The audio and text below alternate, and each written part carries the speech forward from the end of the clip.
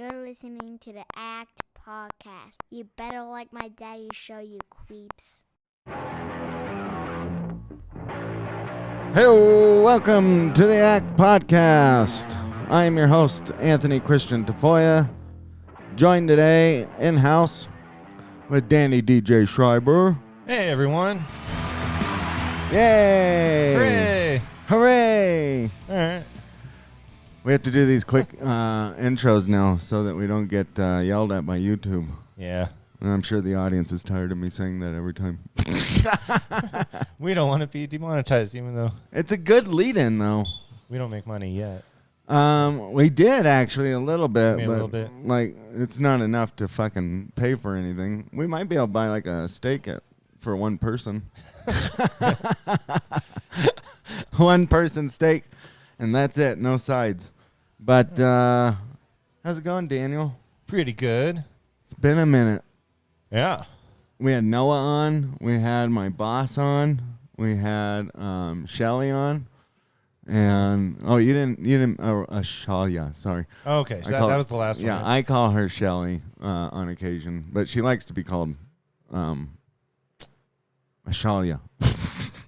Doesn't matter now, anyways. Yeah, right? it doesn't matter. Yeah, yeah. Never mind. We won't get into that. And you had Sean on, right? Yeah, Sean came on, and so, but yeah, and hopefully soon Noah will be on full time. Well, not full time, but regularly in person. I'm hoping to see that. But anyway, what's new with you? Anything new? No, not really. Glad to be back. Hopefully, y'all can hear me better this time. Yes. My first one, I think, you're having some audio issues. I think I figured that out a little bit. It's still kind of a clusterfuck, but I'm still working on it. I feel like this is better already. This is definitely better because this is all hardwired. There's no internet involved. So that's always better. But what was I going to say to you? Jesus Christ. I just had a complete and utter blank. Oh, yes. Uh-huh. What's the most awkward situation you've been in at work recently? Oh, at work. Yeah. Yeah. And you don't have to give names. You don't have here. to tell anybody where you work or anything like that. Yeah. Although I think you did say it on the last podcast. Not the last one you were on, but like the one we used to do 4 years ago. Yeah. I think you said it back then. Like if you go back into the archive, you probably could figure out where I work.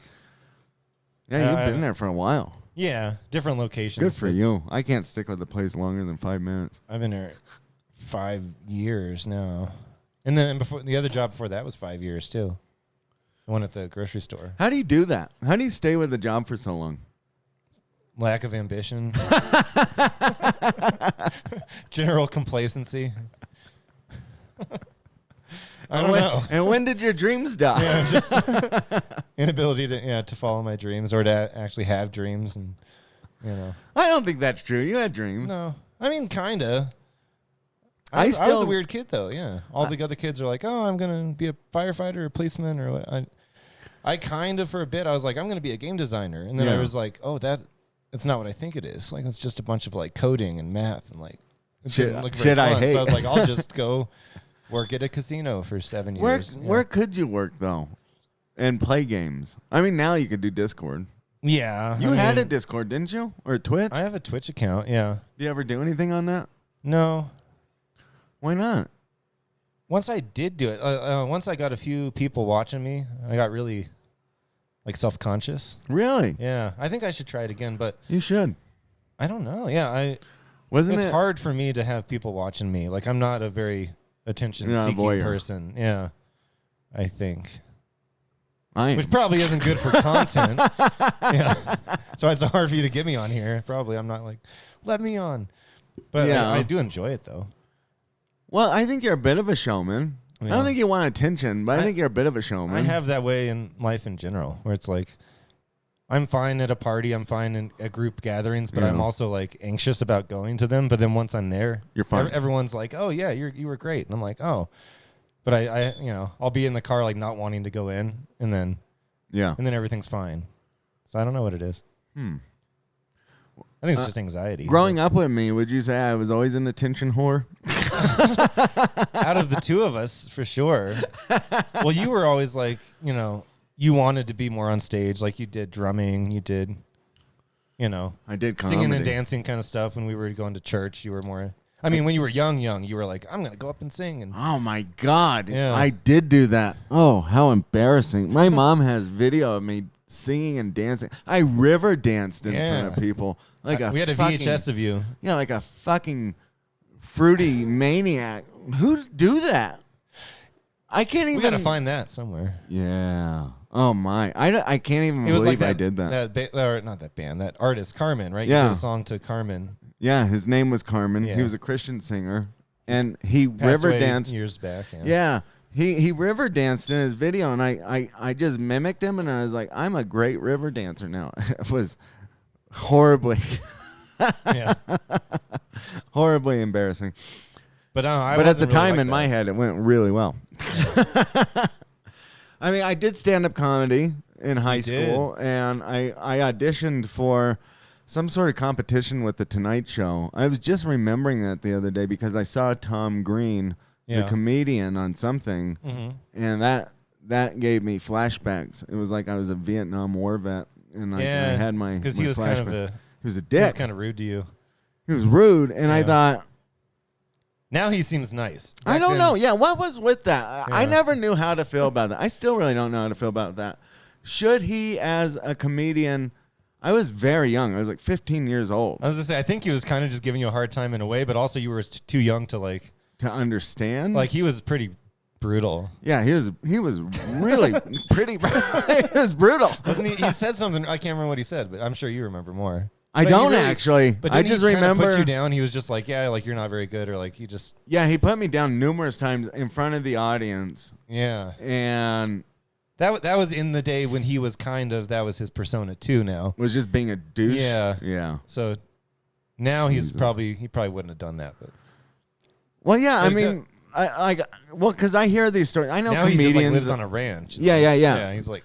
I know comedians are angry and mean and bitter and whatnot, blah, blah, blah, blah, blah. I understand all that, but you always hear about those other comedians where they try and take young comedians under their wing and go like, okay, that wasn't good.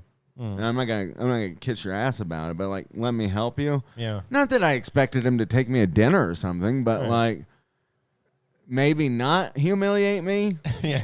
In front of everybody, he could have taken me aside and been like, dude, you bombed. Because I already knew I bombed. Well, you were a teenager. That was fucking obvious. There's nobody laughing. I knew I was bombing. Right. I had the producer holding up a sign in the back saying, you're dying up there. Yeah. I'm like, I know. So I was going off of was old Seinfeld. You had the interviews and shit like that, where it's like, the show must go on. You got to bomb. You got to just take it, right? That's crazy that you built up, the confidence to go up there, and then you ate shit. And then Tom Green was just heckling completely unsupportive of roasting you and made it me way worse. In the middle of it. I don't think I was there for that. I'm glad Joe Rogan became the king of podcasting, Tom Green. Fuck you. Yeah, imagine. I would talk to him, though. That's cool. I mean, I probably... I should ask him out. Yeah. I wonder if we could get him. We could probably get Tom Green. How much does he cost? Didn't you almost get Mark Normand? Who? Didn't you almost get Mark Normand? Or did you get Mark... I got Bob Levy. Yeah. Did you ever talk to Mark Normand? No, I don't think so. I must have dreamt that. You had emailed him or something. No, I don't even know who that is. Who's Mark Normand? Do I know him? You should look him up. Yeah. Is he a comedian? Yeah, he's funny. I'll look him up. Okay. But I bet, because Tom Green is doing nothing now. Yeah. Right? What does he do? He's retired. He actually was ahead of the game with the podcast thing. Yeah, that's where he, by a long shot. And then Joe Rogan just did it. He went on there, and then he was like, hey, there's an episode where they're talking about it, huh? He's like, this is great. Everyone should do this. Yeah. And Joe was looking at him like, are you crazy? This is not going to go anywhere. They figured it out. But he figured it out big time. But anyway, I wanted to get back. That was the most embarrassing thing that happened to me as a teenager. Yeah. Actually, a bunch of embarrassing things happened to me as a teenager. That's a good example, though, of our personality types, because you did that, and then I remember you did one in our hometown where you did some stand-up, too. Remember you did an opening? Yeah. Yeah. Oh, at the Orpheum Theater. Yeah. Mm-hmm. And you did that, and then I just kind of hung out in the back and I videotaped it and stuff. And that was weird too. I bombed really hard there too. I did not get heckled that time. Yeah, and you got some laughs. I got a few laughs. That was one of those times I got hired to do an MC band thing. I don't know. Like a local band. Yeah, it was a bunch of local bands were playing, and I was just the guy to go out there and introduce them. I was Jason Momoa, like at the Back to the Beginning show. And get some crowd hype and whatever and try and do some jokes. And they obviously weren't there for comedy, like at all. And so it was what it was. I did get a few jokes. Some guy called me a faggot, and I was like, all right. That was back, yeah. I was like, okay. Back in the day when people would just shout that in a theater. Yeah. I miss those days. Yeah. Now, if you did that in a theater, everybody would just think you were talking about Pedro Pascal, I guess. But he's literally in every fucking movie now. Yes. That's ridiculous. But, that was cool. I did that. I did another stand-up with the church, remember? There was a fine arts festival. I bombed. Well, whoa. That was really bad. None of those spaces were really meant for comedy, though, is I guess what I realized. That's why I was dumb. I was just trying to do it anywhere. Yeah. Yeah, none of those are ideal, huh? No, and they called me What they call you? They called me blasphemous. Yeah. At the church. After that, then I went to a church contest. I was found blasphemous and also bombed. Yeah. I was called an asshole. A blasphemous asshole. Is that the last time you did it? Yeah, well, okay, so I can tell you that story, though, right? I was a 15-year-old kid who went to church a lot. This is where my world was, right? Was girls, poop, and things that I found amusing, right? Poop girls number and one, amusement. girls. Number two, poop. Yeah. But I was number three, girls and poop at the same time. Right. Hold on real quick. Let me hold that thought. Okay. Hey, can you throw that in the room for me, please? It's beeping like every 5 seconds. Oh, sorry. If anybody hears that fire alarm beeping, it's ridiculous. And we can't figure out how to stop it. Yeah, it's like we're an African-American family or something. They removed the batteries and it's just continuing. Why is that? Why do you always see like videos of like black people talking and they always have the fire alarm beeping in the background? It's weird, right? Have you noticed that? Yeah. It's strange. I just take the batteries out. I took the battery out and I disconnected it from the wall and it's still beeping. I just tear up all the wires and throw it in the garbage and then I have no fire alarm. Take a hammer to that, Joel, and just smash it the fuck in. It's like I'm cooking a hot dog. I just smashed the thing. So that bit that I did at the Fine Arts Festival at the church, I thought it was, because I think like a 2-year-old, right? And so I thought if I was one of Jesus's disciples and he had just gotten done praying before his death, right? And remember in the Bible it says that he's like sweating blood. And so I see this as a super exaggerated thing, like, because I was used to those like Gatorade commercials where like Michael Jordan or whoever was like in black and white, and then like they changed the color of the set, blue or purple or whatever, and they looked crazy. And I was like, that would be crazy, right? If Jesus came out and just had a bunch of blood all over his face, and he's like, I'm gonna fuck with these guys, it'd be terrifying. I'm gonna scare them, make them think that like a bear ate my face or something because he's sweating blood, right? I'm not saying it's brilliant or genius, but it might be something. I don't know. I'm 15. And I went to the pastors. I went to everybody, and I said, is this blasphemous? And they're like, just to mention that? Is that what you're saying? Well, yeah, no, I was like, is the bit blasphemous because it's talking about Jesus? And my audience is a church group, right? Like, I got to know. How do you even do comedy about Christianity? I don't know. There are Christian comedians. They're not good, and they certainly wouldn't talk like that.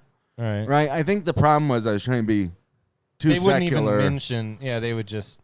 That's not even a funny thought to them. Yeah. Right? Their comedy would be more like, Because I think in the bit, I even said like blue-collar comedy. I was like, do you think Jesus hopped out from behind a rock and was like, blah, blah, blah, like, it's like so stupid. But their mind wouldn't go there because that's too sacred? holy. Sacred, yeah. Sacred. And I just remember being so irritated that some fucking dumb fat kid won the contest. What did he do? He did a bit about like he was like funny enough. He said, do you think that people like McDonald's and Burger King, they how do they get the seeds so perfect, like the sesame seeds on the bun so perfect? Do you think they have like those things, like those candy dots where they just peel them off and poke them on? Like that's what fucking won. That's not even a joke. That's a terrible, terrible bit. And it was like he was a dumpy, sweaty, fat kid. And it was like me and two other people. One guy just didn't even show up. And then it was the fat kid with that. And then I did the Jesus bit. Yeah. And I was called blasphemous and lost. So by default, he won? Yeah, he won by default. Without even really telling jokes? Yeah. And then 2 weeks later, I go back to Flagstaff. That one was in Phoenix. So then I come back to Flagstaff and I do the other thing. And Tom Green roasts me in front of everybody. Okay, so that's when that happened. Yeah, and I was like, oh, my God. And I just never did it again. And then you did the small theater, and that was it. Yeah. Yeah. So I did do the small theater after that. I have thought about doing it again. I was like a senior in high school when you did that. Maybe we should move to Austin. Everybody says that's where the comedy is happening. We can at least try Phoenix. We could do an open mic or something. Yeah, I don't know. Not here. There's people in Phoenix I don't really want to see. Yeah. I mean, it's a big city. I mean, at the comedy clubs, though. You'd probably find them, huh? I'd probably find them. You know, they're hard. They're hard to miss. Yeah. Literally. They're literally hard to miss. I imagine if that person got hit by an elk or got hit by a car, it'd be like hitting an elk. You know, and do some serious damage to your car. Yeah. But how did we get off on this tangent? I was going to ask you what the most embarrassing thing. I don't know. We talked about the most embarrassing thing that happened to me as a teenager in my pursuit of comedy. What was the most embarrassing thing that's happened to you, like in public lately? Let's see. I don't know. Or like I can't really work. think of anything. That's probably why. Because I have one. Yeah. Mine was like my worst nightmare, right? Because I know people. It seems like I'm out and about and I don't give a shit about anything, but I do. I care about little things. Well, I'll give you mine real quick. My pants were unzipped for like 7 hours. That's about the best I can think of. Like I peed as soon as I got to work, and then I left my pants unzipped, and then no one said anything. And then I'm like getting ready to leave, and I'm just like, "How long has that been?" It's been down all day, and they're just like, "Oh, I never noticed." I'm like, "Oh, okay." I've just been walking around all day like this, my pants down, my pants unzipped. You didn't feel any breeze on the head or nothing? No. I mean, yeah. Mine, oddly enough, kind of has to deal with that. Okay. I had to go to a meeting the other day at work, and I don't know about you, but I'm a shy public peer. I don't like peeing in public. I don't like using urinals. Yeah.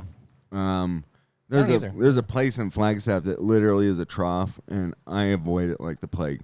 I'm not gonna wet my dick out in front of everybody to start peeing. I'm just too severely ashamed of my body. I don't know if I care that much, but I can't do it still. Like I have like a weird mental block where it's like it won't come out. Even if I'm at a urinal, I have to like go into like this Zen mode. Close your eyes and be like, all right, think about something. And then like eventually it starts. And I'm like, all right, good. But it takes me like 10 seconds straight, which doesn't seem like a long time, but like everyone walks up and starts peeing, and then I walk up, and then it's like 10 seconds of silence, and then I start peeing. I'm like, I wonder, and then I get self-conscious. I'm like, I imagine a lot of people think I have prostate cancer. People think I have prostate issues, yeah. And it just like slowly trickles out, and then I pee for like 2 minutes straight. Like, oh, I hate that when it starts dribbling, and you're like, you have to pee so bad, and you know that like if you're at home, it would just be shooting out like a fire hose. Yeah. But like in the public, it's just barely leaking out. I hate that. It's just dribbling. Well, okay, so I had that. Mm-hmm. I was in the main part of where I work, right? This is a very fancy, schmancy place. I walk in, and the biggest boss is there. My fucking boss is there. And I'm like, oh, hey, and he's like, hey, how you doing? And I'm like, he's sitting there at the urinal, and I'm like, I don't want to see you at the urinal. He already makes me nervous. in general, let alone while I'm going to try and take a pee. And then he's a talker. He's like a urinal talker.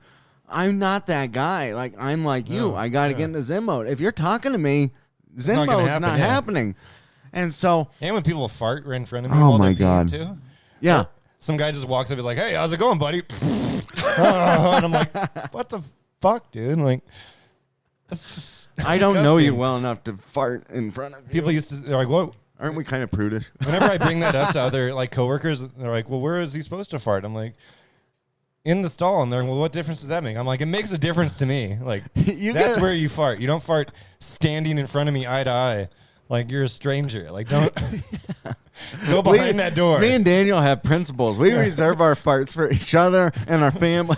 Go behind that door where I can still if you're a audibly hear you fart. stranger, you don't get that luxury. I'm not going to look at you while you fart. Like, yeah, go. It's weird. Get I in agree. there. I fart in the bathroom all the time, but you can also kind of gently let it out without making a huge ruckus. Right. Yeah, if nobody's in there, I'll let it rip all the way. But if there's a stranger standing next to you, I'm not going to aggressively just like rip one out right in front of them. Yeah. Yeah, that's weird. I don't understand that either. And it's always the most disgusting guys ever. Yeah, it's always too. like weird old guys that do that. Weird, ugly, disgusting old guys that look like I don't even know like if they did just shit in their pants sometimes. It gives a weird image in my head. I'm like, your old like wrinkly asshole just like blew that out right next to me. Thanks for that.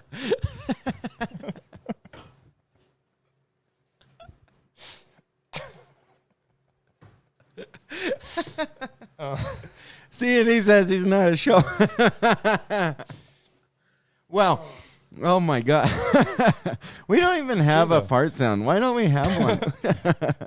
All these buttons and there's no fart sound. Air horn, that kind of work. So I get to the stall or to the urinal, and my boss is there, and he's like, hey, how's it going? I'm like, oh my God. So I know I can't do that. So I made the dumbest decision ever. And I go, hey, how's it going? And I went into the stall, and he goes, whoa, you gotta do that, huh? Like, oh yeah, I do. I was like, oh God, yeah. What are you supposed to say to that?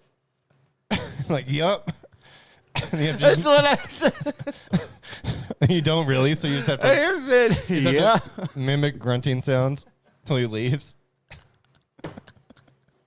I was just like, that was the worst. I should have just pretended to pee. Yeah. But it was so quiet in there. I knew he could hear that I wasn't peeing, and he would have said something. I've done that too. I just pretend to pee. I like pretend to shake it off. Like there's been no sound at all.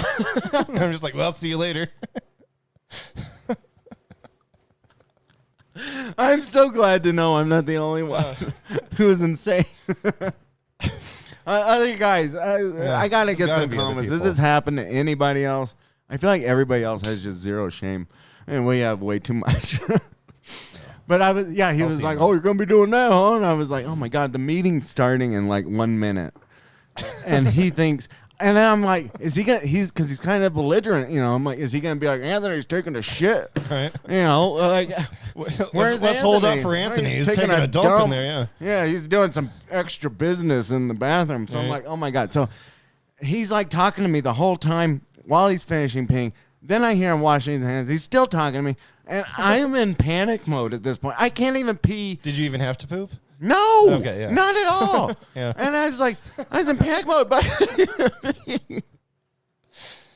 I couldn't even pee because he was just kept talking to me. And then I was like, I was so flustered. I was like, oh my God, he thinks I'm shitting now. Yeah. And so, just quietly shitting. So.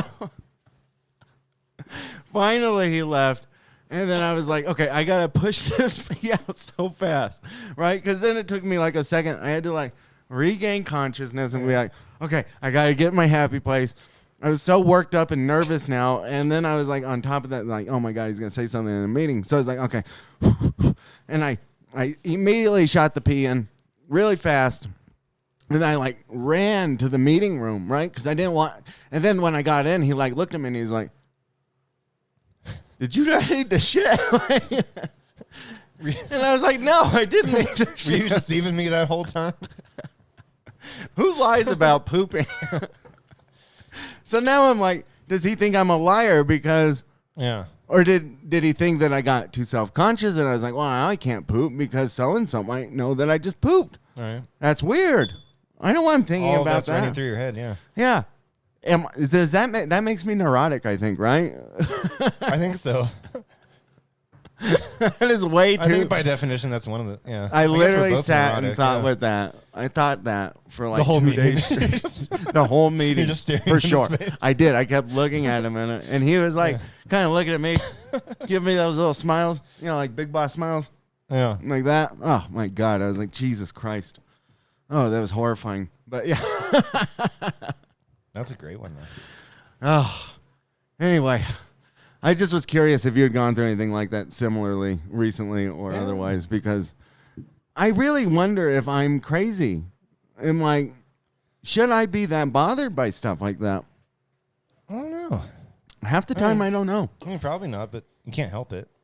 I am too. You get like that too? Yeah. All the time. What's the worst thing that's happened to you in the bathroom, like at work or in a public place? I mean... Oh, that one. I don't know. I probably talked about it on one of the podcasts. I always remember that. Where I walked in and I pushed like the store or the stall door open. Yeah. And there's a guy just like pooping in there. And then he's like, I start to run away and he's like, no. He's like, come back, close the door. Because it was like one of those handicap ones where you kind of sit further back. And I didn't close the door and I just ran out and then like 3 more people walked in. I'll always remember that.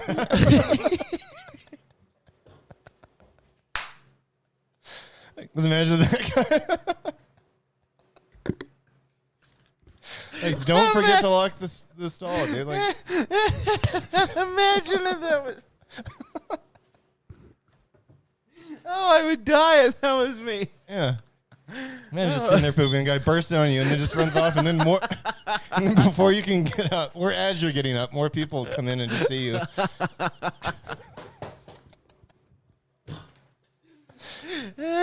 He's probably like up, like in a crouched position with his pants around his ankles, like trying to get to the door.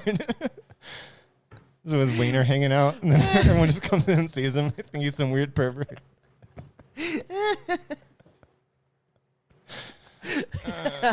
Well, that's not the worst thing that's happened to you, but it's definitely the worst thing that happened to that guy. Oh my God.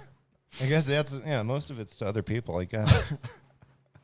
Oh my God. Other than just awkward I don't even know how to like reset this.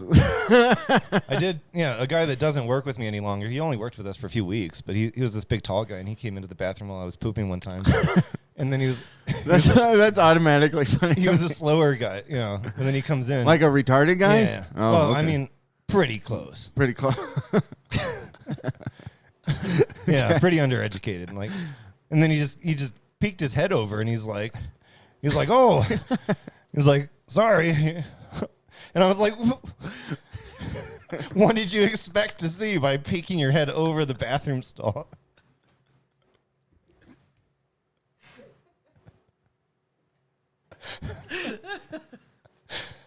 Why did he do that? Yeah. He was like, oh, sorry, I'll come back when you're finished. And then he just leaves. And I'm like, and then I come back out and he's sitting in the kitchen. I'm just like, I don't know what to say. I just never mentioned it again. Why did he do that? Yeah. Did he think you were doing something else? Well, it's like he checked the door's locked, and then he just puts his head up over it. Yeah. Was he like a registered sex offender or anything? I think he was. It's weird. I think it turned out that he was. I know people are going to be like, why did you go to that? But a lot of those special needs people are. Yeah. Because they have no idea what the boundary is. And they do shit like that. Yeah. Or they'll whip their dick out in public to go pee and get a public indecency or something. Yeah. Yeah. I worked with one, and he was like, don't tell anyone, but one time I grabbed a girl's boobies. I got in a lot of trouble. And I was like, I bet you did, bro. Can't do that. Oh, really? But he's probably so innocent about it. You know. I doubt it, man. No. They're pretty horny dogs, man. They really are. Like, I mean, Jesus Christ. Oh my God. That's funny though. Okay, let's take a quick break. That way we can reset the subject in a proper way. But let me take a quick break, and then I gotta check on something real quick. Okay. All right, we're back. So, one of the things I wanted to get into a topic with you, Daniel, is something that I don't know how well you've been keeping up with things this week, but I would imagine not well, because I'm not very good at current events. Oh, really? Yeah. You know who Sydney Sweeney is, right? Yeah. You know she's like hot or whatever, right? Like a Beavis and Butthead. She's She's like hot or whatever. she's like hot. Yeah, she's got big cans and yeah, generally considered. does she have a nice butt? I don't know. Look it up. I've never really watched. Can you look up porn on your phone? I mean, look up Sydney Sweeney's like butt. I haven't looked at it, I don't think. I've seen her titties a lot. They're all over. I'll just. I mean, whatever. You could literally just look up Sydney Sweeney nude on like X, and you'll see a gazillion photos of her. Does she have a fat ass? I'm trying to remember. Help me out, folks. I mean, this is like a swimsuit thing. Like, yeah. Yeah. Oh, yeah. Oh. Wow. No. Okay. Wow. So yeah. You fucking cunt. I've never watched a Sydney Sweeney show or a movie, but I'm aware of who she is. Yeah, I have never seen anything with her in it either. I know she was in that Anything But You movie that like. Oh yeah. Yeah. Your significant other went to see while we went to see something else. We saw Godzilla. Yeah. Yeah. Who wants to watch that when you can watch Godzilla? Sorry, Godzilla beats cans every day. Well, did you see that she did this ad for American Eagle? Really? Yeah. Well, this is I'm interested in this actually because I think you can bring a lot of perspective to this because you are not too online. I'm very not online, but I could still give my opinions objectively, I suppose. Then because I haven't really. Because I haven't heard much of anything, so I'm like a fresh take. Well, one of the things she did a Gene commercial or a few Gene commercials for American Eagle, and it's made this huge debate. Right? People are super mad because she's sexy. You know, and they're provocative commercials, but they're not anything like super crazy, you know. And I'm not here to give like an opinion on whether or not I like the commercial. The commercial's fine. I think a lot of people are really blowing it up to make more out of it. Well, that's obviously true. It's a Gene commercial with a hot girl. Yeah. Kind of buttoning up her pants. This is one of the current trends of like of people overreacting about something. Her shirt's open, right? And the right side of the aisle is saying, "Oh, right, America's so back. You know, we got hot girls advertising again," which is a valid point, right? I mean, if you compare this to like the Jaguar commercial last year or 2 years ago, wherever it was, where there's a bunch of androgynous-looking weirdos, and it made you uncomfortable. There was like that trend for a while, or just going to Target and stuff. Yeah, Target, anything at Target where you see these big fat heifers and bras. It's and like the lingerie aisle in Target. Yeah, or I remember Target had a poster of a pretty ugly woman. I don't know how else to put it. She was just repulsive to my eyes, and she had freckles all over, and I know they were trying to go for like freckles are hot, and it's like they can be, not in that magnitude. She looked like she had a skin condition. Well, yeah, you know, she looked like a burn victim almost, and it was like, why do I want to look at that? You know, well, that's where those campaigns massive come off disingenuous because it's like the aisle is like 5 different types of people, and it's all these different extremes where it's like they're trying to cover all the bases. Yeah, where it's like you just hired all these people because they all look so different, so you can say that you're covering all those, but it just feels not genuine. Well, it's not. You know obviously not. It's obviously not genuine, right? And like it's pretty easy to see why you would choose Sydney Sweeney to be a model because she's hot. Yeah. You know, that's like the one criteria you need. Yeah. And she's got an amazing body. Yeah. Like and when we were growing up, it was a little different because it was what was considered hot girls, but they were all super like bony, thin, like wasting away girls too, like all over.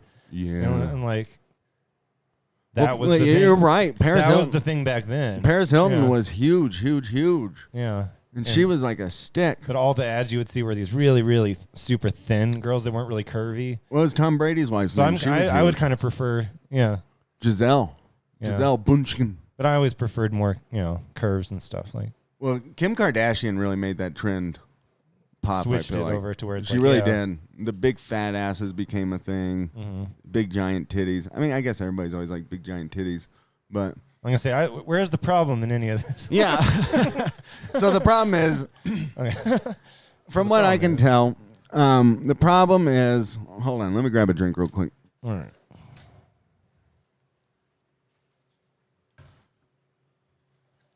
The problem that Jesus Christ. The problem that I can tell is that the right is obviously, of course, overreacting and going, we're taking the culture back, right? And it's like, are you? I think people are just fed up with looking at like super ugly people. I don't know if that's a big cultural win for the right. And then the left, of course, is taking it to a complete insane extreme of Nazi propaganda. And yeah, sure. Seriously. It's like so you haven't seen the commercial, right? No. In the commercial, she goes, or there's a narrator, and he goes, Sydney Sweeney has great genes, or something, right? It's like a pun. The whole thing's a pun. Like blonde hair, blue eyes, smooth skin. Sydney Sweeney has great genes. And then she gets up, and it's like her ass in the camera with jeans on. Yeah. And it's like, okay, whatever. Yeah. Cute.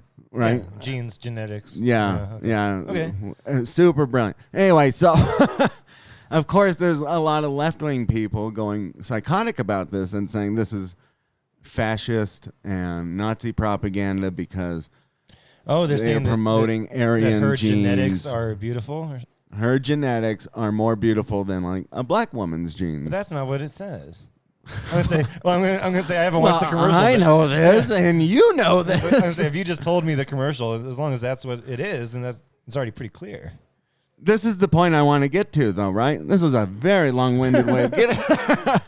What the fuck is going on with people? Have people? Would you say it's safe to say that people have just completely lost touch with reality at this point? Yeah. Where you can make that big of a stretch from a Gene commercial with a hot blonde, which is pretty standard. I mean, we're talking about Marilyn Monroe used to be one of the biggest stars ever, right? Mm-hmm. Hot blonde, big tits, white, whatever. Like, this is nothing new. Sydney Sweeney is not breaking the mold in this arena. Right. So how do you take it to Nazi propaganda? I don't know. Maybe that's why I just subconsciously avoid being online because people like this. It's just exhausting. Have people lost their minds though?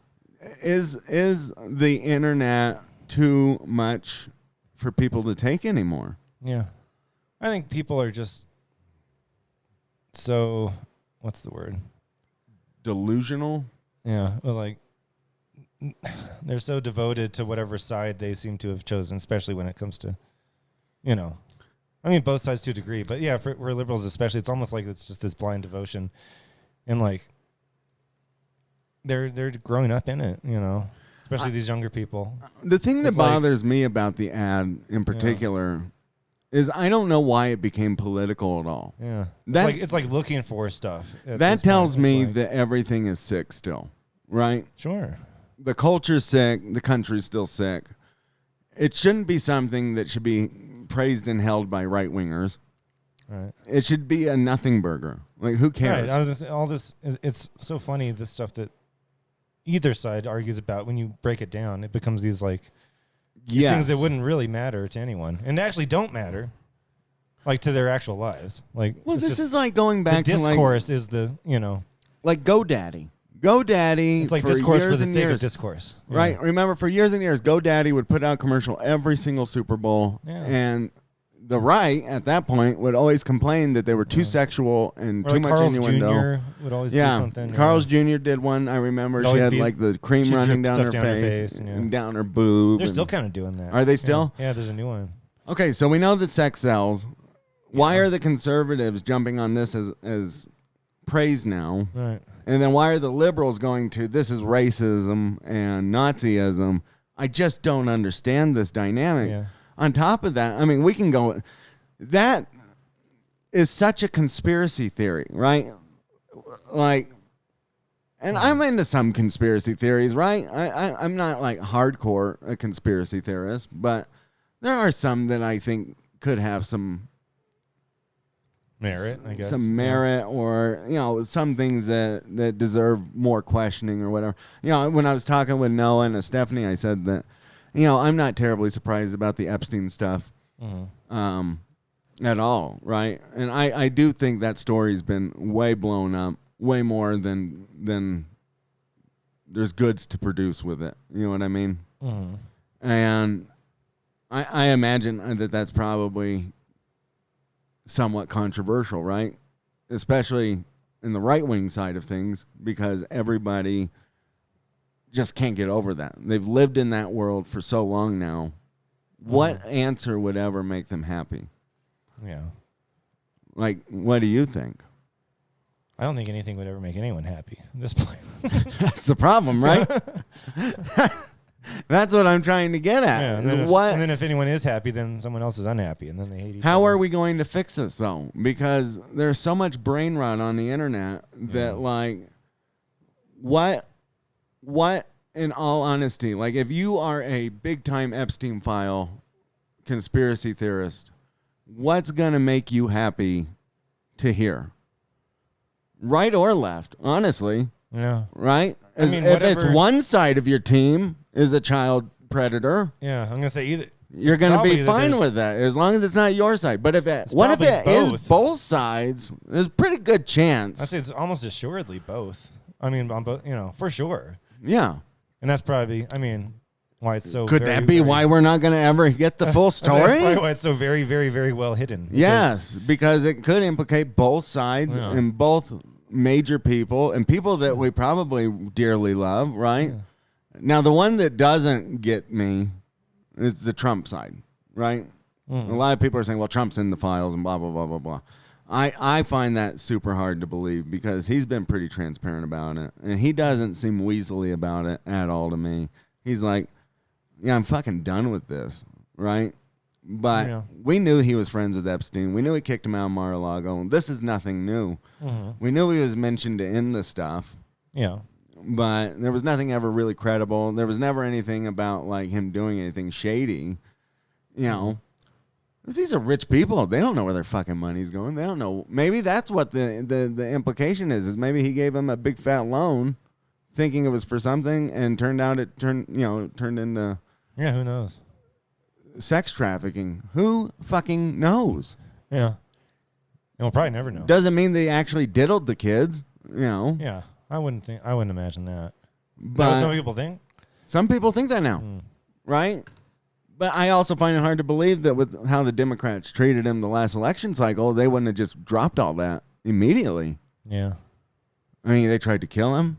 They tried to arrest him twice. Well, 3 times technically. 3 different times they tried to arrest him and try him. And all 3 of them failed. If you had evidence that he had done something that bad, why wouldn't you drop that? Now, somebody just told me earlier, I was talking to somebody else about this, and they said, well, because it implicates other sides. And I said, okay, and you don't think they could smear that to get rid of those names they don't want to implicate and just keep Trump and his donors and his buddies, anybody on the right side of the aisle, they could have smeared that. And made it however they want it. I mean, we know this for a fact, right? The media can twist and manipulate any kind of story they want. Why wouldn't they do that to get him put in jail and make him not the candidate? That's fair. Instead of going after him for Stormy Daniels. Yeah. You know, which was like one of the most ridiculous charges I've ever seen.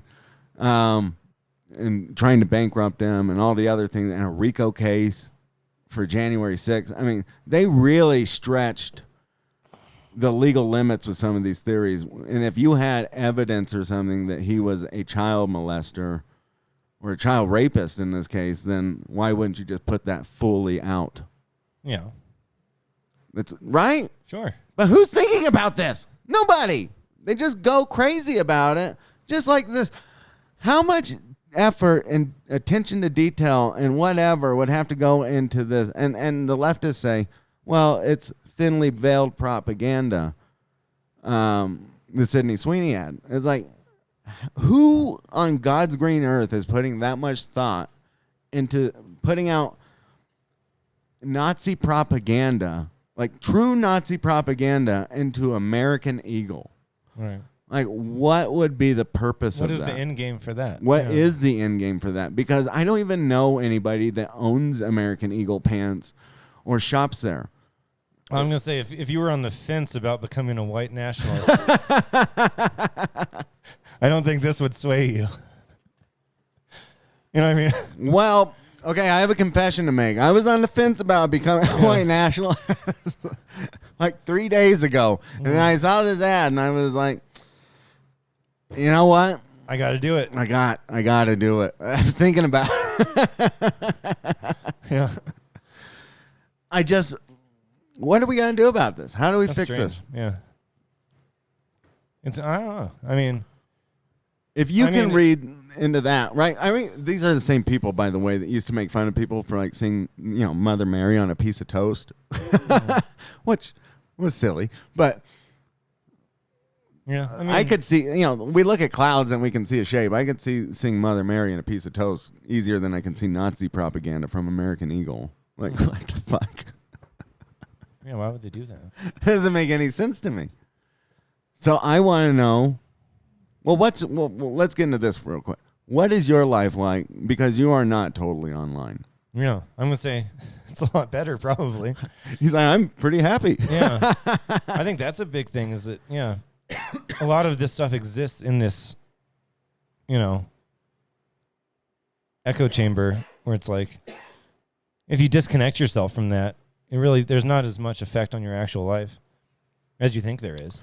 I've thought about this too. I think that Elon Musk buying X was a really good thing because it needed to happen. But now it has almost become its own echo chamber because there's not a lot of liberals on there anymore. Yeah. It's a lot of libertarians, it's a lot of conservatives. Yeah. It's like, and everyone seems to have their own echo chamber, Yeah, well, as far as I know, all the liberals have moved over to this new site called Blue Sky. Okay. And so, well, one, I think just for fun, I think everybody should just move over to Blue Sky just to start the debates again, right? Because that would be fun. Yeah. Like, why instead not? of actually having real debates, they just separate off into these groups, huh? Yeah, they're just preaching to the choir to each other. Yeah. And they're just building this animosity towards the other side. Over insane things. Over stuff that's stupid. Yeah. And then, and then there's like legacy media that's just kind of will eventually just die off. Hopefully. Yeah. I think it is. Yeah. Hopefully. For sure. It's like. Well, what do you think about podcasts? Do you think podcasts are helping out? Yeah. Because I think. In a way, but then people find their own. I think again, I think the podcasts are even becoming kind of hyper echo chambery. Nobody takes anything. Like, everybody's so hyper serious all the time now. Like, Jesus Christ. Like, can nobody lighten up a little bit? Right. Like, we know everything's messed up. We know everything's bad, whatever. It's not as bad as it has been, right? I don't think.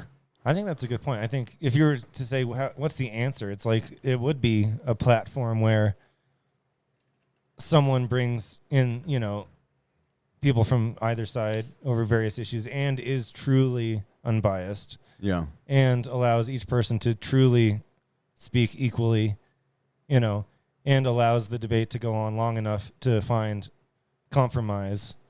Like, a lot of that stuff never happens. No. It's either one-sided or the host is biased or it's just people spouting talking points and then it has to end. Or they cut it off quick. Yeah. Lots of shit there's not like really, that. It's not made, nothing is built for resolution. It's all built for, like, I just keep conflict. thinking. It's like built for conflict. Like, conflict gets views. Yeah. And that's what's so sad. And that's what everything runs off. Everything runs off hypersensitivity, off conflict, off people being upset with each other, Right. off people being, what's it called? Retarded. Yeah. Yeah. But like outrage, Outrage. It's like everything's outrage about now. outrage, and it's just like, God, guys. It's tiring. Yeah. Well, I might have a naive view of this, but I love that movie Sister Act from the '90s with Whoopi Goldberg. Okay. And yeah, I mean that's. always remember that scene. There's this great scene in the movie where they're in this, ghetto area. The church is all run down. The neighborhood's run down, and they play this really happy song. Mm-hmm. And it's like dee, dee, dee, dee, dee, dee, dee, dee, just a touch of love, and they're all happy and they're like joking with each other. They're cleaning it up all at the same time, and they're helping the drug addicts. They're taking away their dirty needles and giving them clean ones. And it's a really positive scene. Okay. And there's like fentanyl zombies, and they're like, come on, guys, like. You can do fentanyl in the church while you repent to Jesus, they're right? They're giving them Narcan. They're giving them Narcan and all that. And reviving all the... I know it's a movie, guys, but can we not just lighten up a little bit? Can we not just try and go out and I don't see why we can't go help a disabled homeless person while also making fun of them and having a good time with it. Yeah. We should be able to do that as Americans. They deserve to be ridiculed. They deserve to be ridiculed. But we can also help them, yeah. We can help them and make fun of them for their disabilities that they probably caused to themselves. All right. That's the America I grew up in. And people say that's a 90s version of liberalism. Well, God damn it, I might be okay with that. Remember we had the Burger King kids and they were all diverse, They act like diversity is like a new thing. I remember that was the most DEI. Yeah, it was DEI, and it was obvious. Two white kids, a black kid, an Asian kid, and we would look at these toys in these videos, and we would go like, "Wheelchair Who kid. the fuck is this?" I mean, we didn't know anybody in wheelchairs. We certainly didn't know any black kids growing up. I was gonna say we didn't know there was no black people either. Yeah.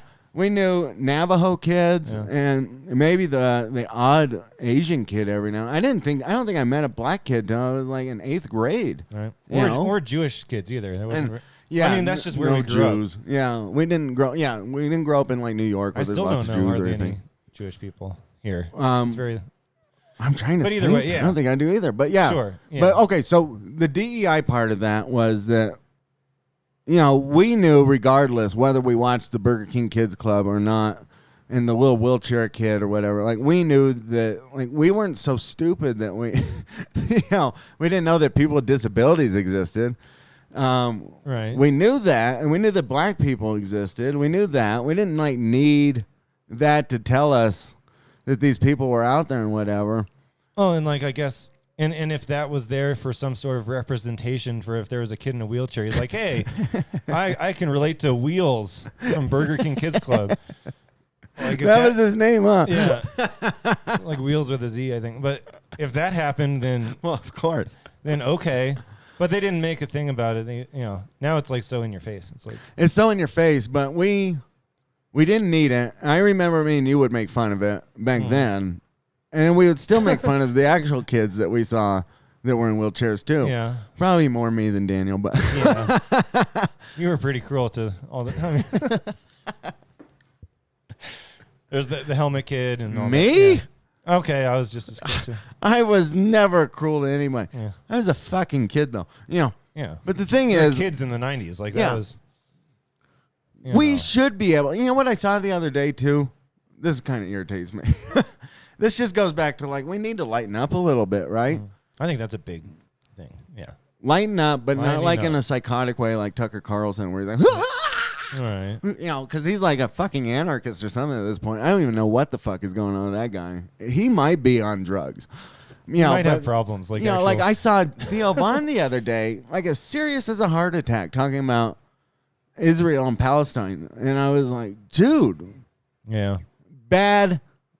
Bad place to be in, okay? Nobody's going to Theo Von. All right. to get there. It's like well, they are. That's the scary part, right? Like, but you should go to Theo Von to like get a break from all the don't go to Theo Von for like deep political discussion about a fucking foreign country that you've never been to, that you have no idea what's going on. You don't even know a Palestinian. You probably can't even point it out on a map. You don't know Israel. You probably can't even point it out on a map. You know, they like go, well, I Googled it. Okay, big fucking whoop. It tends to happen. Why are you going to Theo Von for this? He was as serious as a heart attack. And I was like, are you fucking kidding me, guy? Like, literally 2 minutes ago, I saw a reel of you calling a black duck, you know, Mallard Luther King. And then you're like, oh, man, there's a genocide going on. Then go fucking do something about it. Yeah. If you're that worried about it, like, go do something about it. Well, why are people going to him? This is the Joe Rogan effect, right? Yeah. Why are people doing that? Well, it seems like all these people, once they get a platform, they get sucked into this just as much as everyone else seems to be sucked into it, where they seem to feel like that just becomes part of their discussion. Yeah. Has Joe gotten sucked into it, do you think? I haven't listened to him in a while. I haven't listened to him in a while either, but he can. I mean, and that's his prerogative to talk about whatever he wants, but he has set a precedent where it's like people who are considered comedians tend to like cross that line more, where when we were growing up, comedians had like a job to do, which was like make people laugh. And then, so like in the Theo Von thing, it's like he can do that, but now he seems to, people like that tend to lose their way, where they seem to think that it's valid for them to. The last great comedian. Yeah. And it's like, I guess it is valid if you want to have your opinion on it, but that's not what people should be coming to your podcast for. And if you want to speak about something like that, you can go on Bill Maher's podcast and talk about it, or you can go. But if you're going to have a comedy podcast, comedians, Bill Maher's kind of the exception too, right? The problem he used to be the kind of thing you go to. Bill Maher though consistently cracks jokes. Yeah, consistently makes fun of things. That's where you go to like be a comedian and talk politics. Yeah. But not everyone needs to do that. But a lot of people are getting really they're taking themselves too seriously. Yeah. And I think that's the problem. Is Shane Gillis the last great comedian? Right. Well, because if you see his his SB thing and the SB thing was brilliant. Like that's what you're supposed to do. He hit every single person in the room. It was very Norm Macdonald-esque. And he knew it was Norm Macdonald-esque because like he had that goal. He was like, Norm had the greatest SB speech ever, or the greatest monologue ever. I'm going to try and hit that.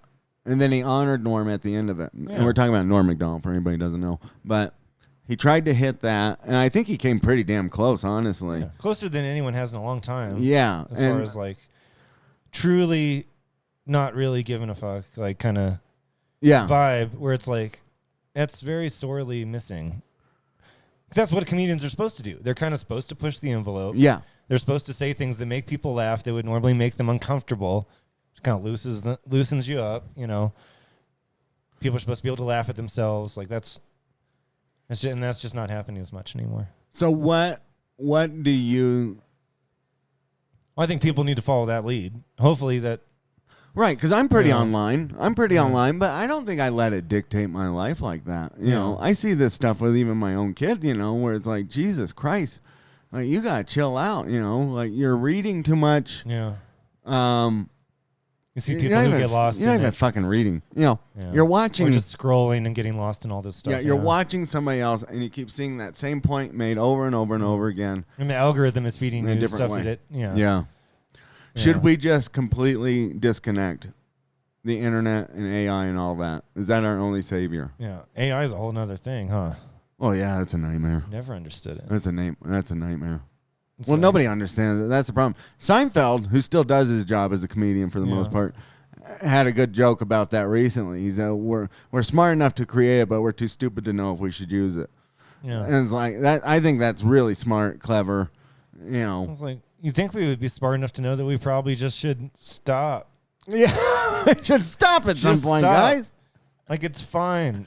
Now, do you think we're getting too serious? How far do you want to go? Why would you intentionally keep pushing until that point of singularity or whatever? Like, what is the point? How much more easy do we need to make our lives? Like, we don't. And how much easier do we need a search engine do you think that's part of the reason people are so miserable now? Like, what is the point? Do you think that's why people are so miserable? Because they have no...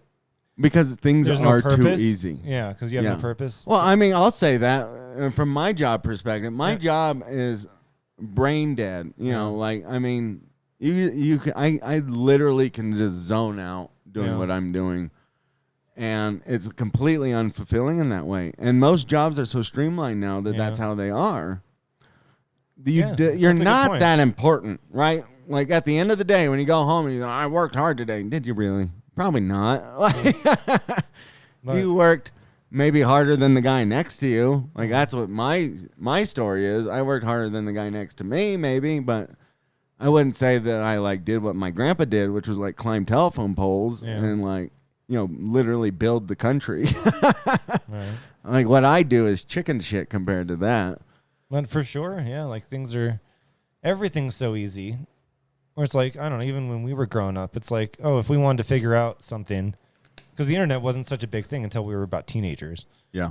Where it's like, we might have to go find a book, or we might have to go ask somebody. We used to have to go and find our porn in the woods. Or find somebody who knew something about, like, oh, I think this person probably knows a lot about this subject. Yeah. So anything, there was steps to like, oh, when did this, movie come out? Or when did, You fucking kids have it so easy now. You can just pull up porn anywhere you want. Porn for, yeah.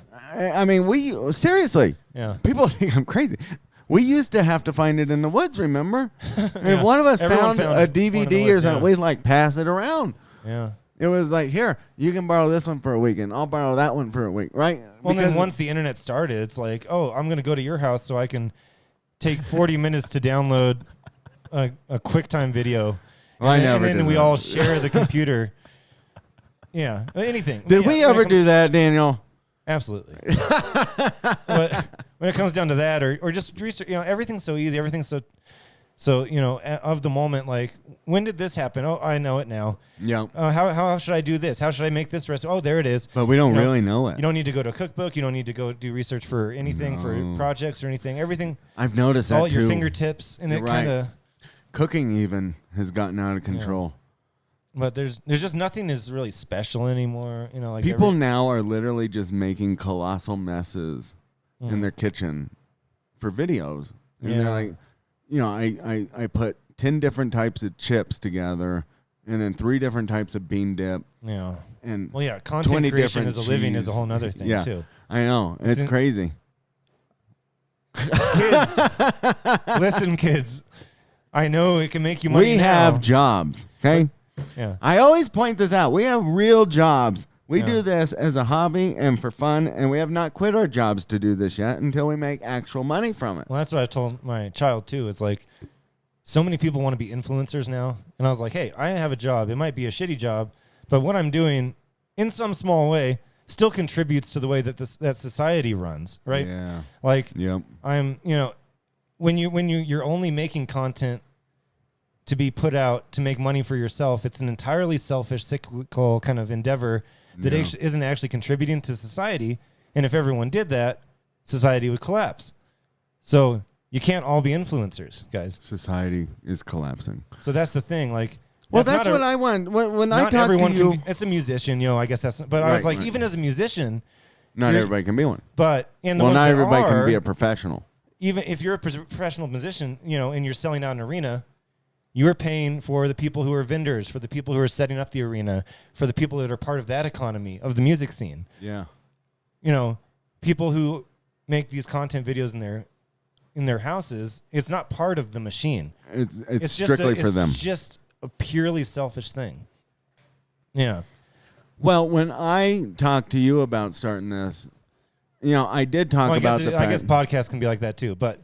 Well, they can. I mean, it's not like the irony's on lost upon me right now. But it was for a moment for me. Like, we are on the internet, but yeah. But again, we are still working in jobs. Right, we are still working jobs, and we would probably continue to work jobs. I mean, to a degree. And if we start making a lot of money, I'm definitely. Or it would become. But I would love to hire people. I would love to hire people to bring on. Well, yeah. To have like as a full-time producer or an actual video mixer or editor. That's the point I was going to make is that podcasts can become part of the industry too. Yeah. I mean, I'm just specifically citing those people who are just like the TikTok people, who are actual influencers who are just have a camera following them around and they just make money off the ad revenue or the clicks or the likes from that.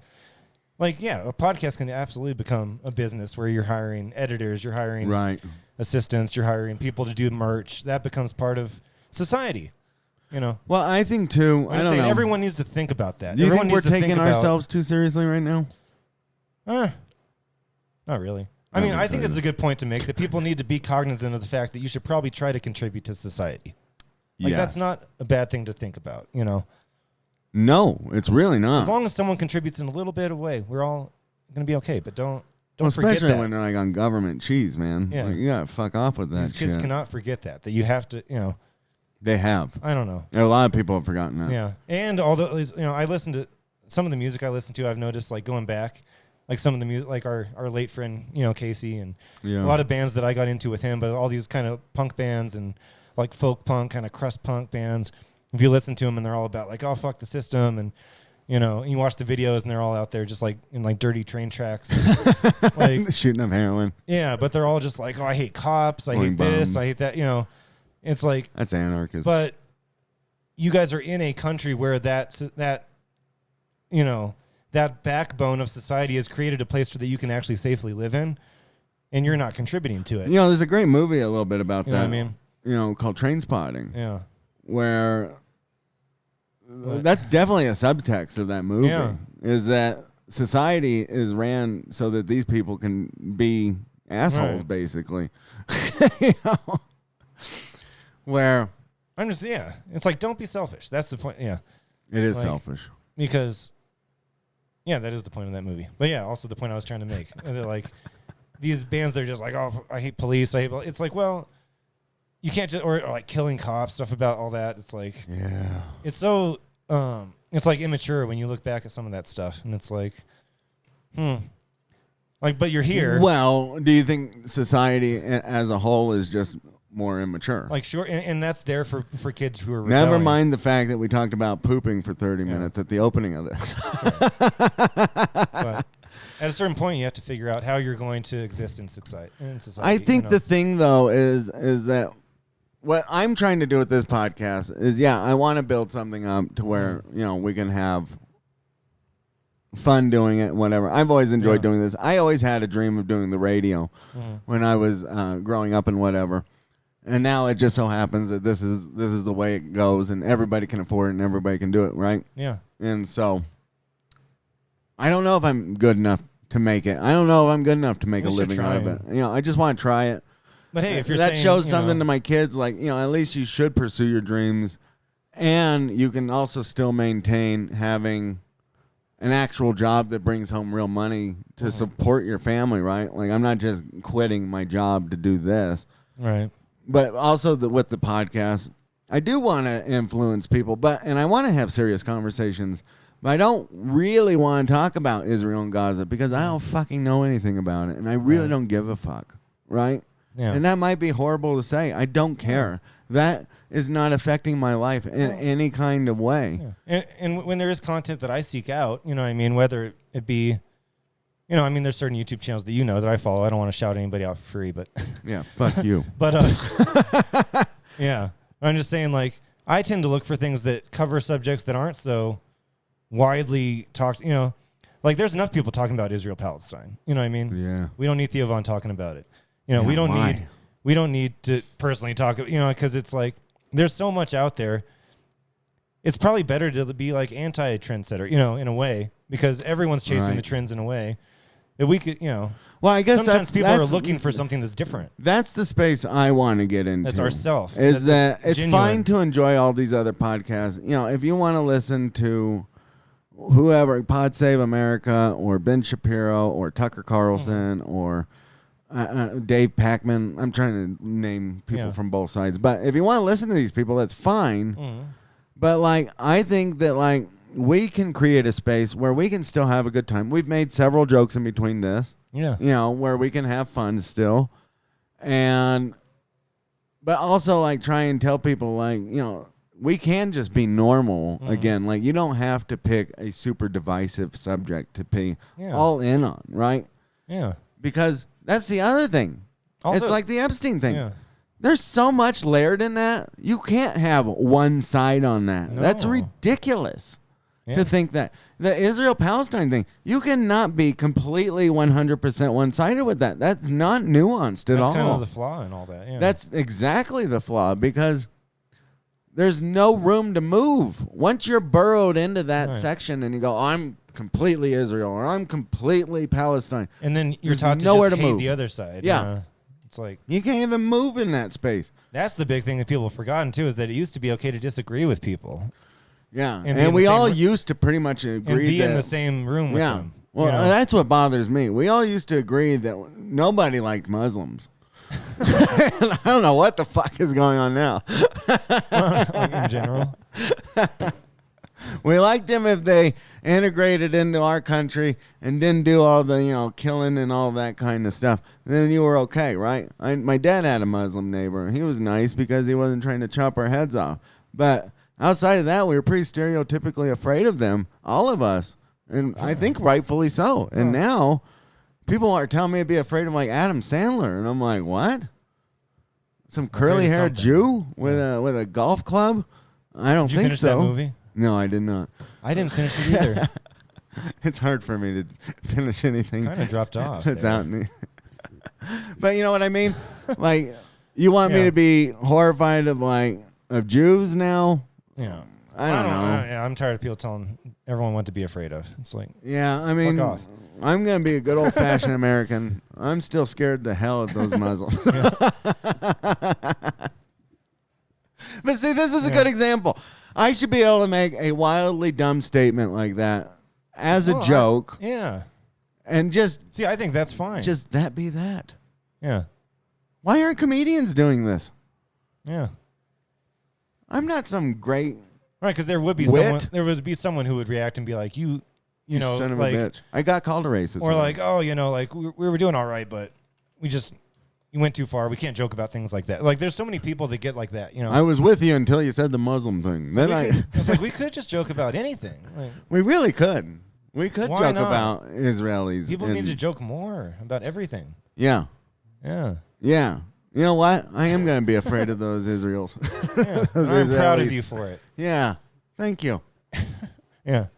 I will not kiss your wall. What's it called? Like genophobia or whatever? You have a healthy amount of genophobia. Me? Or is it? I am scared of jeans. Yeah. Now that Sydney Sweeney's a Nazi, full circle. I'm so scared of jeans. I'm afraid that I might be a Nazi, but I'm also going to hate the Jews without being a Nazi. Yeah.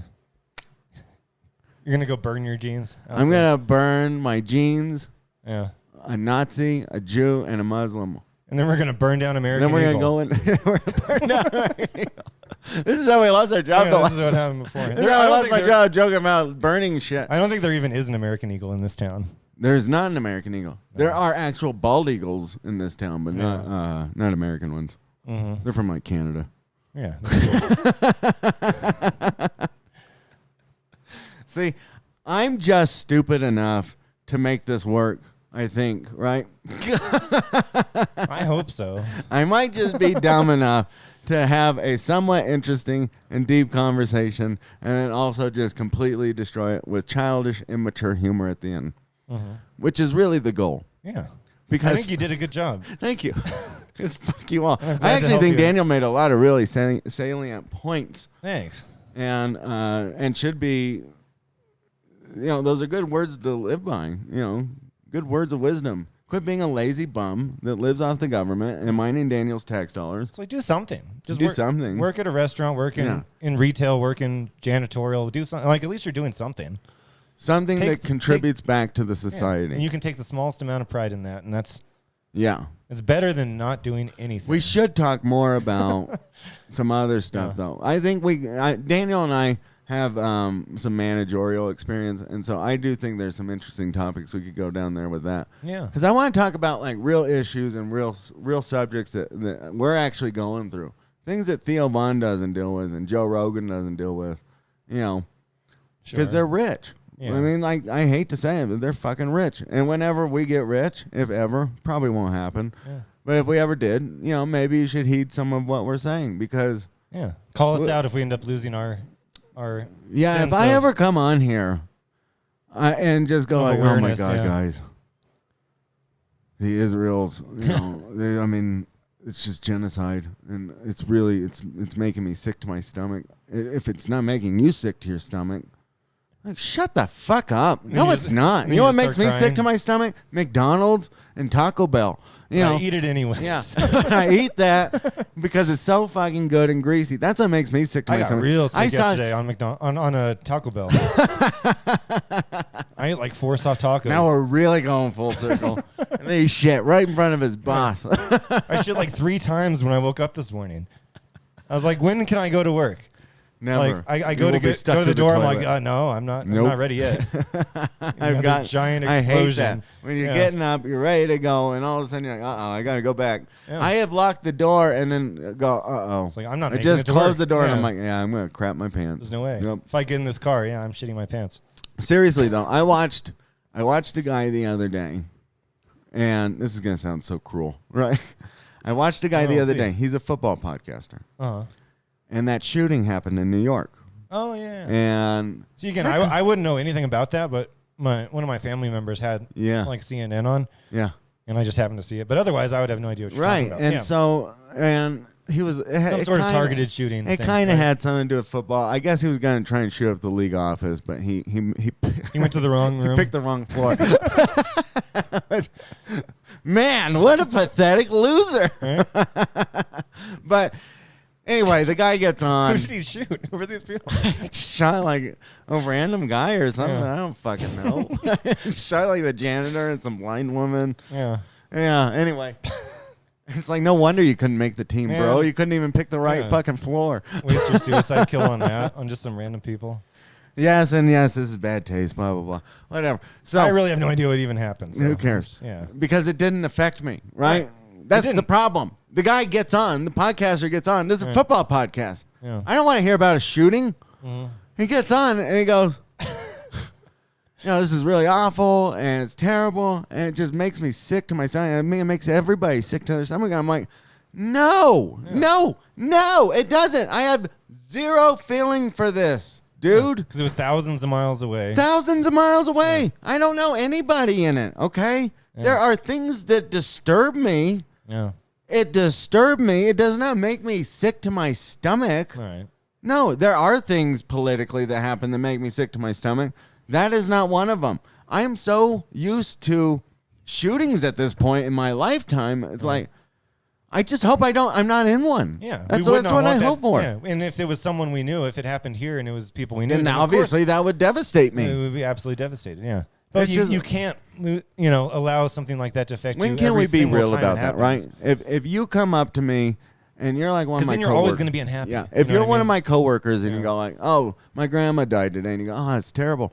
I really feel bad for you. That can be true. Sure. But to expect that person to like hold on to your grief with you, that's ridiculous. All right. That is ridiculous.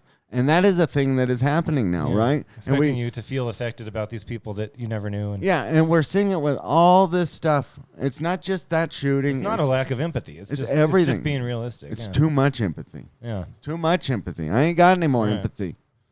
I got my own shit to deal with. I ain't got time to worry about some bum-ass football player who didn't make it, who picked the wrong goddamn floor.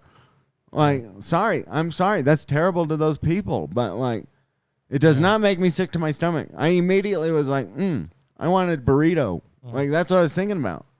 Well, it makes me sad because, that happens to my mom, too, because of all the news she watches. Yeah. She's always telling me, oh, did you hear about this terrible thing and then this terrible thing? And I was like, well, it's just making you sad. Like, if that's what's happening, why are you listening to all this? It's just a bunch of negativity. Turn off. And it has nothing to do with your life. Like, you have a good life. Like, go enjoy your life. The thing about it, I don't want people to misconstrue me and be like, well, you talked about Ozzy and how much you loved him and blah, blah, blah. Well, I did love Ozzy. Ozzy had a huge influence on your life. I had a huge influence with Ozzy. That's a completely different story from 3 strangers who I had no idea existed to 3 seconds after 3 seconds later them saying, well, now these 3 people you didn't even know existed are all dead. Big celebrities are a different thing because they become part of your life. Especially music. Yeah, music. And I can actually say, as a matter of fact, that I sang with Ozzy Osbourne in real life. He was singing. I was singing. It was a group experience. It was a unified experience. Mm-hmm. I shared that moment. Now, whether he remembered it or not, he probably didn't. He was on drugs. Yeah, and they do it all the time. But the overwhelming feeling he did remember, because you could see that when he did his final performance. He knows the effect that he had on people's lives, right? And we know the effect they had on our lives. And that goes for any musicals or even an actor, right? Anything like that. Culture and art is completely different from you guys just don't know. Tragedies in cities. Yeah. We're so connected. We don't know these people. Now that it's like something happens, states and states away. There's really... Can you believe Bob and Barbara died over here in Oklahoma from a bomb? Well, and it's that's terrible that Bob and Barbara died, but I'm not upset about it. Yeah, and there's always that point to be made that them constantly covering all this stuff is just making it worse, It's just to upset you. Yeah, and it's giving more and more people reason to just do stuff like that, because if they want to be, if those kind of people, their own type of influencers, want to cause those kind of things that will create that will create this big ruckus, and they'll be known forever, and they'll be the bomber, they'll be the shooter. There's people like that, and the more we cover that stuff constantly, it's just encouraging it. We need to end the show soon, but you know what I mean? I do want to make a point about that. I think the media made that worse in the 90s, or early 2000s, whenever Columbine happened. And then forward. I genuinely think that now, because nothing is as connected as it was, if you're not listening to these political shows and podcasts, then people like you don't even hear about it. Right. Right? I think genuinely now people have lost their minds. And they are so lonely and so depressed and so whatever, like the football player or whoever else is doing this, the guy who tried to shoot Trump, both those guys, right? They're so, like you said, in these echo chambers. They're not talking to real people. They're just listening to the same sources over and over again. Yeah. I genuinely think that it's not even about influence. They're just genuinely crazy. Yeah. Absolutely just nutters. Yeah. So. For sure. I don't know. What do we do about it? I mean, you don't do something like that if you don't have mental health I'm going to tell everybody again. Go out and touch some grass. Oh. I say people who don't have severe mental health issues don't do things like that. No. In general, you have to. I think the internet and the phone and the doom scrolling and all that kind of stuff is actually creating issues. It's not the ability to go get a gun, because any of us could do that. No. It's we're not doing anything with our lives, any kind of productive. Listen, me and you both love video games. Sick. Yeah. Me and you both love video games. I've been playing Donkey Kong a lot. No. I played the most amount of video game I've played in a long time the other day. Yeah, me too. And I played like 3 hours, and I felt miserable afterward. And that doesn't mean that I don't love the game or I think it's fun, but I was like, holy shit, I did nothing else for 3 hours. And that's not even a lot of time in video game standards, right? Like that can be okay. That's nothing. Yeah. But for me, because I haven't played in so long, I was like, oh my fucking God, like I gotta go out and go for a run or do something to make myself feel better, because it was just too much downtime. I mean, I've done that. Everybody's done that with their phone, right? Mm-hmm. I mean, we've talked about this too, obviously, Yeah. Sometimes you masturbate too much and you just feel miserable afterward. But it's everything. We all just need to disconnect, I think. Yeah. Except for you gotta watch this show and then disconnect. Yeah. You could still listen to us while you're actually doing whatever. While you're exercising. I hope that you listen to this show while you're masturbating. Click it off while you're masturbating and exercising and cooking dinner. Going to sleep. Just put it on the audio version, right? And if you think me and Danny are going to do something really funny to the camera, where we're like dancing. Even if you're driving. Showing our titties. Just whip that out. Yeah. Yeah. You can just look at it real quick and then turn back off. You'll be fine. Yeah. Well, I really think we could. I think we're coming for you. We're coming for you, Theo. And God bless Shane Gillis. He might be the last great American comedian. He really might. Because I like Joe Rogan and whatnot. I never liked his comedy that much. It's fine. Yeah. Mark Norman, too. You got to look him up. I got to look up Mark Norman. Who else is a great comedian we don't know? Tony Hinchcliffe's pretty good. Yeah, I like him and Adam Fuck, what's his name? I like Adam Driver. Yeah. He's pretty funny when he trashes Star Wars. Yeah. You know who I do like still? God. Who's a complete terrible. political hack, but his comedy is still good. Oh, Harland Williams, by the way. Shout out to him. I like Harland Williams, too. Oh, yes. Yeah. I still like Mark Maron's comedy. Yeah? I still think his comedy is pretty good. His podcast is dreadful. He's become the perfect example of everything you were talking Yes. about. Yeah. Yeah. Where he's like crying in the microphone and like, Jesus Christ, dude. Like, Yes, that's Mark Maron. I used to listen to his show all the time, and he just what went happened off to the him? deep end. He did go off the deep end. Again, it's okay to have opinions, but you don't need to like come on, dude.